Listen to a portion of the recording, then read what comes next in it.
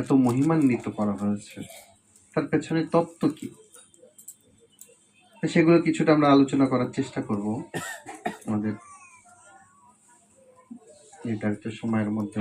তো যাই হোক, নারায়ণ জগৎপ্রাণ প্রভুর যখন খেতরি ধামে তার গৃহপ্রবেশ হয়, মা সেই গৃহপ্রবেশ অনুষ্ঠান দেখে অনুপ্রাণিত হয়েছেন এবং মাও অভিলাষ করেছেন এই গৃহেও তিনি একদিন বৈষ্ণব সেবা দিবেন, যজ্ঞ করবেন, বৈষ্ণব সমাবেশ করবেন।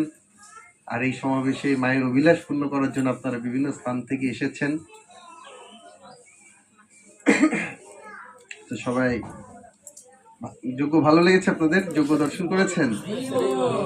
আপনারা প্রভুর মুখ থেকে অমৃত কথা শুনলেন। প্রভু খুব সুন্দরভাবে ব্যাখ্যা করছিলেন শ্রীমদ্ ভগবত গীতা থেকে যে আমাদের সবকিছু কার উদ্দেশ্যে করা উচিত? ভগবান শ্রীকৃষ্ণের সন্তুষ্টির নিমিত্তে। সবকিছু ভগবানের সন্তুষ্টির জন্য করলেই সেটা কৃষ্ণ ভক্তিতে পর্যবসিত হয়ে যায়। তো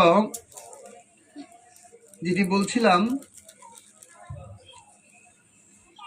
আমরা বৃন্দাবনে যাই। কে কে এখানে বৃন্দাবনে গেছেন?